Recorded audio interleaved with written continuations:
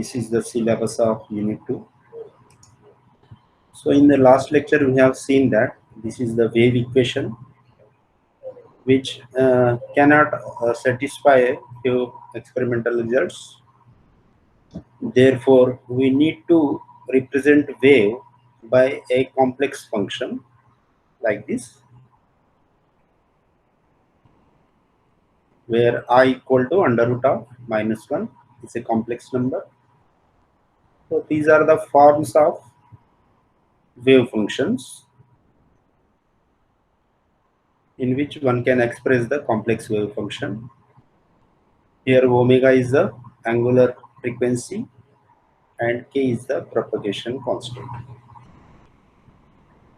Now by applying the de Broglie's hypothesis, the momentum of particle is associated with the wave is associated with the moving particle whose momentum is, say, px.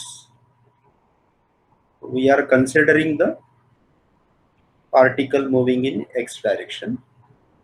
So px is equal to h upon lambda is equal to h upon 2 pi into 2 pi upon lambda is equal to h cross. This is h cross 2 pi nu. Nu is the frequency into upon nu lambda is equal to h cross omega by v.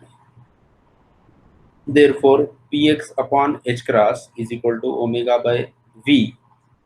V is the speed, is equal to 2 pi upon lambda is equal to k. So px is equal to h cross k is the momentum and E is equal to h cross omega is the energy. As E is equal to h nu, h upon 2 pi into 2 pi nu, that is equal to h cross. This h upon 2 pi is replaced by h cross and this is omega. So if you put the values of omega and k here, so the complex wave function becomes like this.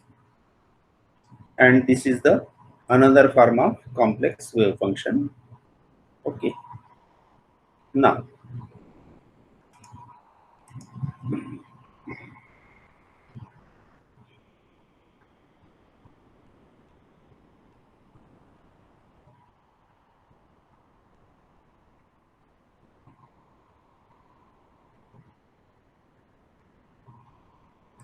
so we begin the slideshow now.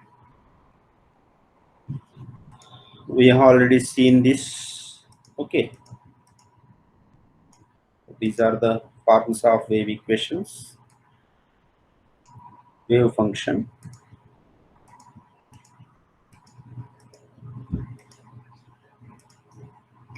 Now this is the form of wave function in terms of energy and momentum. Now we know that. Now we are going to derive the Schrodinger's equation, which is time dependent wave equation. Okay, for that we will start with kinetic energy plus potential energy is equal to total energy. So it can be expressed like this: kinetic energy plus potential energy is equal to total energy. So if you multiply this equation by wave function psi, then the equation 1 becomes like this. So wave function is now a into e to the power I upon h cross pxx minus et. We have just taken this minus sign inside, so the expression becomes like this. So if you differentiate this wave function with respect to x partially, then the expression becomes like this. So this can be written as I upon h cross px into psi. So this is psi. Okay, this is psi. So if you replace this value by psi, then I upon h cross px into psi. Again, differentiating with respect to x partially, we will get like this. So del 2 psi by del x square is equal to minus px square upon h cross square psi.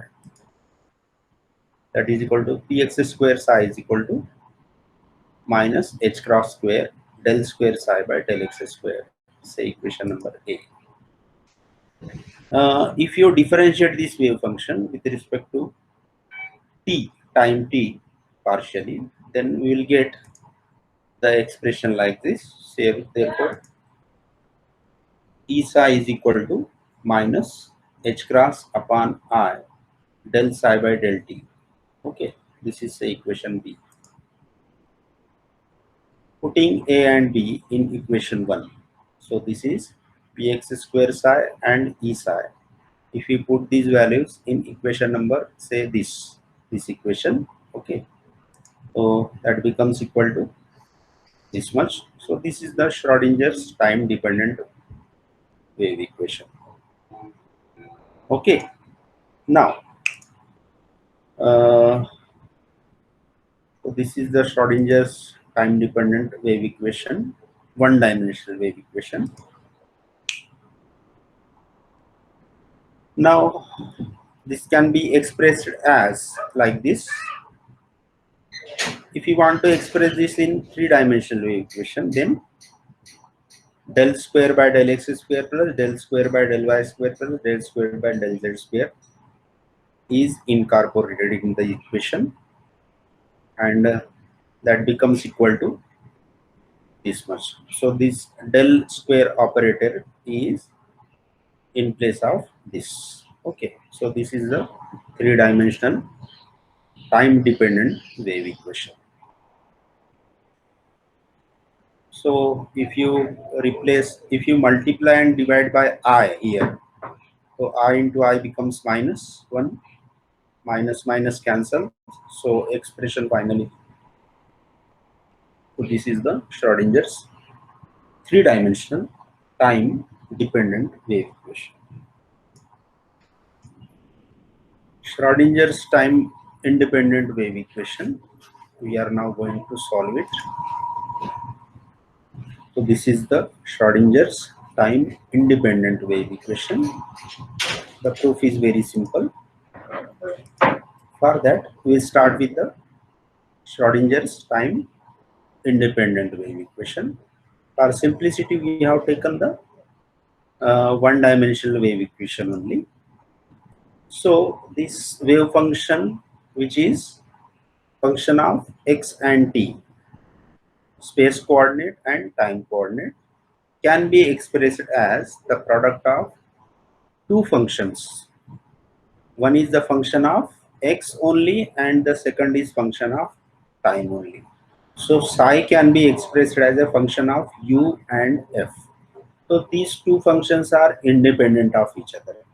Okay, so u is function of x and f is function of t. So psi of xt can be expressed as a product of u of x and f of t. So we replace this uf, we replace this psi by u and f in this equation. So the equation becomes like this. So uf is taken inside the bracket. So this is the expression. Now this u is function of x, f is function of t, and here there is a partial derivative with respect to x only. So therefore f can be treated as a constant. It can be taken outside this operator. Okay, and here this is the derivative with respect to t, partial derivative with respect to t, and f is the function of t. Therefore u may be treated as a constant and taken outside this operator. So the equation becomes like this. So f is taken outside here and u is taken outside here. Okay, now we divide this expression by u and f.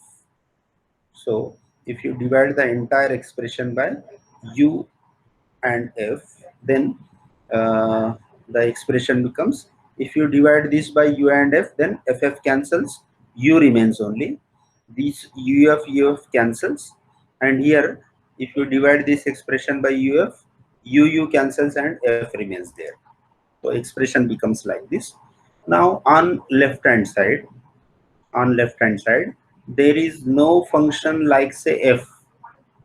which is function of t, and on right hand side there is no function or say no term containing u, which is function of x.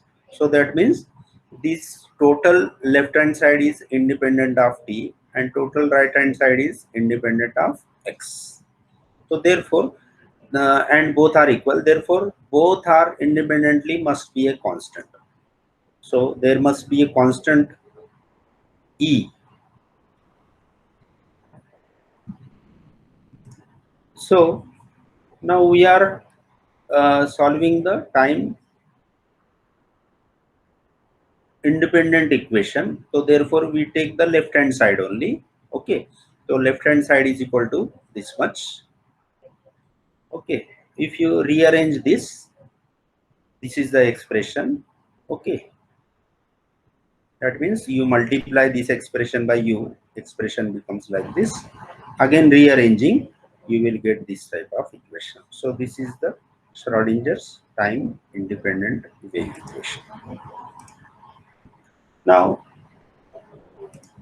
this can also be expressed as, now we now replace that u by psi.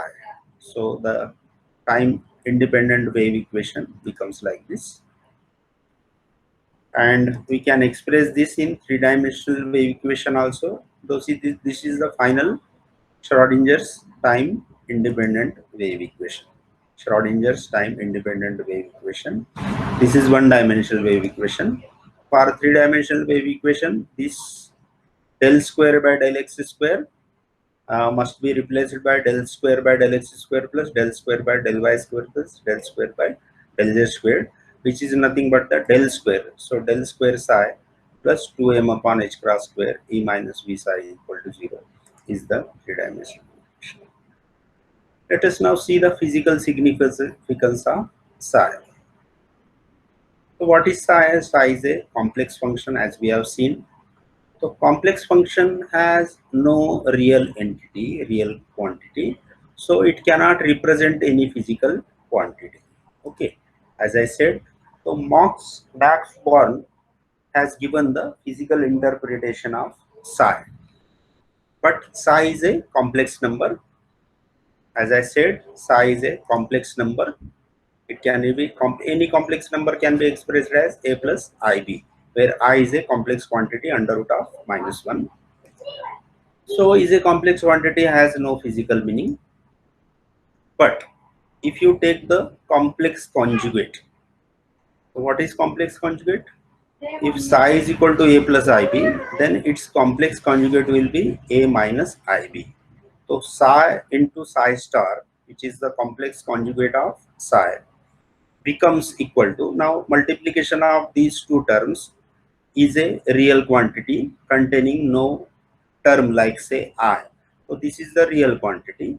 So this psi into psi star may have some physical meaning, and that physical meaning is, it is the probability of finding particle. Okay, so psi has no meaning, but psi into psi star is the probability of finding particle in a given region. So psi into psi star, I have taken r means xyz, t into psi star xyz t is equal to mod of psi rt square, gives the physical meaning, that is equal to probability of finding a particle. Okay. Now there are certain limitations on psi, which is wave function, complex wave function. It must be well behaved. So what is the nature of well behaved wave function? One is it should be finite. So psi cannot be infinite, it should be finite. Second is it must be a single valued. Not all the values are allowed, only its single valued wave function is allowed. And it must be continuous, and its derivatives also must be continuous for the wave function. Okay, so these are the conditions of well behaved wave function, that is finite, single value, and continuous. Now let us see the normalization of psi. So what do you mean by normalization? Let us see. Now, if you take the probability, this psi RT mod square gives the probability. Probability of finding particle in a space is equal to 1. Okay, probability means existence of particle in a given space is equal to 1. This is 3 times integral. Okay, integration along all the 3 dimensions psi of RT mod of whole square dV. Here one can write dx dy dz also is equal to 1. So then this wave function psi is normalized. Okay, but somehow when it is not normalized, okay, so this can be expressed like this: psi into psi star is equal to this. So if you take the one dimensional equation, then minus infinity to infinity psi into psi star dx is equal to 1, normalized wave function. Now wave function is not normalized. That means this probability is not equal to 1. Say it have certain value, say n. Okay, it has certain value, say n. Then it may be converted into, now this wave function. Now this wave function is not normalized, but because here it should be 1, but this is not 1, this is n. Okay, now we have to convert this wave function into normalized wave function. Okay, so what is the procedure? We divide this n on both sides. We divide this expression by n on both sides, so that on right hand side we will get 1. So we have divided it left hand side by 1. Now this can be converted, or say this can be rewritten as like this: psi of xt, or say simply psi upon root n multiplied by psi star upon root n into dx is equal to 1. Now this is the normalized wave function. Okay, now this is the condition of normalization. Now this wave function is, now we can say it is normalized wave function, because initially it was not normalized. Now this wave function is now normalized. So normalized wave function is equal to psi of xt upon root n, and this factor n, root n, is called the normalization factor. Okay, so operators in quantum mechanics.